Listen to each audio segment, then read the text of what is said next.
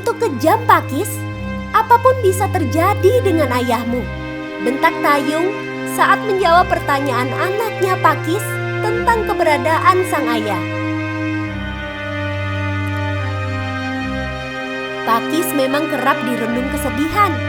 Selain harus menerima nasib lahir dari keluarga tak berada, sang ayah yang berprofesi sebagai nelayan tak juga kunjung pulang setelah beberapa hari melaut. Tak kalah dengan Pakis, ibunya setiap detik, menit, jam dan hari harus menanggung was-was dan gelisah kapan suaminya pulang. Dia menyadari bila kehidupan sebagai nelayan risikonya melebihi besarnya ombak di lautan. Tapi dia bisa apa selain pasrah dan berharap-harap cemas sambil berdiri di depan pintu menunggu sosok tulang punggung keluarga itu pulang. Itu adalah kisah yang saya ambil dari film Laut Bercermin. Film itu disutradarai sekaligus naskahnya ditulis oleh Kamila Andini.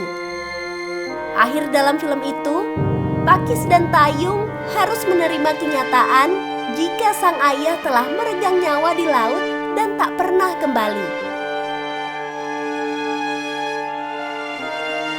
Seakan membaca kehidupan di sekitar lautan, film tersebut seolah menggambarkan betapa besarnya lara meski ditanggung nelayan Indonesia. Tak ada jaminan kehidupan sekaligus keselamatan. Tapi di balik lara itu, saya melihat ada pucuk purnama yang hadir dari Jawa Tengah. Dari sana kita bisa belajar bagaimana kehidupan dan keselamatan nelayan diperjuangkan. Terlebih, di Jawa Tengah ada 171.248 nelayan. Sebagian besar nelayan itu berasal dari pesisir pantai utara dan sebagian kecil dari pesisir pantai selatan. Termasuk dari mereka adalah nelayan perairan umum darat (PUD) seperti waduk, danau, dan sungai. Dengan jumlah yang sedemikian banyak, tentu Jawa Tengah tak lepas dari dinamika keuntungan dan kenelangsaan yang dialami nelayan, salah satunya terkait kesejahteraan. Dalam kisah yang dialami Pakis dan Tayung, kita bisa tahu jika Tayung harus menanggung beban akibat kepergian suaminya. Ia harus menjadi tulang punggung bagi keluarga kecilnya. Hal itu tentu menjadi masalah serius bagi Tayung. Terlebih, tak ada uluran tangan yang ia terima untuk keberlangsungan hidupnya. Melihat peristiwa yang dialami Tayung, saya seperti disediakan realitas di Jawa Tengah. Ternyata benar, ingatan saya tak meleset. Peristiwa seorang nelayan bernama Sumantri asal desa Bandengan, Kendal meninggal saat melaut. Tragedi itu tentu membuat keluarga terpukul. Sang istri Muasriah tak kuasa menahan sedih atas kepergian sang suami. Tapi nasi sudah menjadi bubur.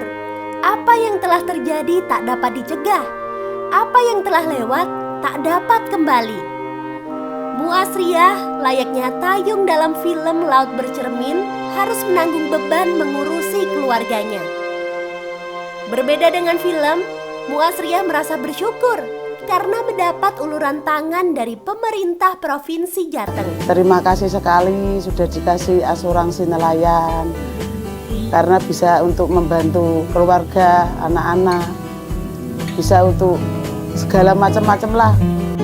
Uluran itu merupakan program Gubernur Jawa Tengah Ganjar Pranowo untuk meringankan beban para nelayan.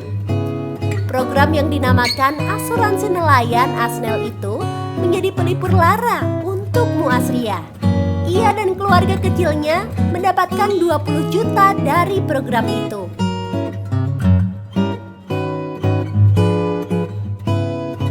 Kisah lain dialami Gufron. Nelayan asal desa Bandengan, Kendal itu juga mengalami tragedi saat melaut. Ia mengalami kecelakaan dan harus segera mendapatkan pengobatan. Ganjar melalui program Asnel kembali memberikan bantuan untuk biaya pengobatan sebesar 5 juta kepada Gufron. Kepahitan hidup tak selalu sama seperti di film-film. Buktinya, walau mengalami kejadian serupa, nelayan di Jawa Tengah tak menanggung beban sendirian. Perhatian yang diberikan Ganjar terhadap nelayan, bukti keberhasilannya memberikan kenyamanan dan bantuan demi keberlangsungan hidup keluarga nelayan. Melihat keberpihakan Ganjar kepada nelayan itu, membuat saya ingin tahu lebih banyak soal program ini. Ternyata program Asnel yang berdampingan dengan bantuan premi asuransi nelayan BPAN, Kementerian Kelautan dan Perikanan KKP sejak 2016 sampai 2022 sudah mengcover asuransi nelayan kecil sebanyak 151.457 orang. Saya terdiam ketika membaca data itu. Saya kaget. Ternyata banyak sekali nelayan yang telah terbantu oleh program itu. Pantas saja pria berambut putih itu banjir dukungan. Lah, wong programnya sangat berdampak bagi masyarakat. Dukungan itu datang bahkan dari luar wilayah Jateng. Di antaranya komunitas nelayan pesisir DKI Jakarta, komunitas nelayan pesisir Kabupaten Gresik Provinsi Jawa Timur, bahkan komunitas nelayan pesisir Sulawesi Selatan.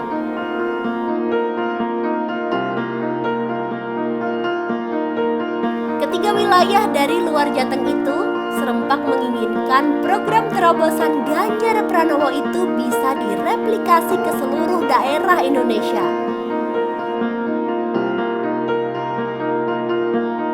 Bahkan mereka terang-terangan mendukung Ganjar menjadi presiden 2024 mendatang. Menurut mereka, Ganjar sangat tahu bagaimana memperlakukan rakyat kecil, memperlakukan kita sebagai warga negara untuk mencapai sejahtera.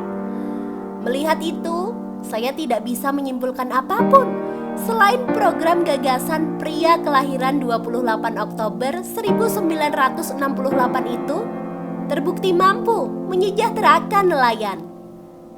Atas kepedulian Ganjar, ia tampaknya selalu mendapatkan ruang khusus dalam hati masyarakat.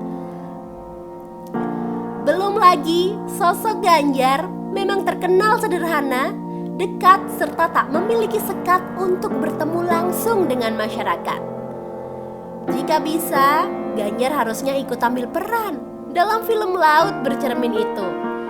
Tapi lagi-lagi, kehidupan tak selalu sedih seperti pada film-film. Apalagi jika ada sosok Ganjar Pranowo dalam hidup kita. Agaknya selama beliau menjadi pemimpin untuk kita, sebagai rakyatnya, kita akan selalu diperhatikan. Ibaratnya, Ganjar adalah purnama yang menerangi kegelapan.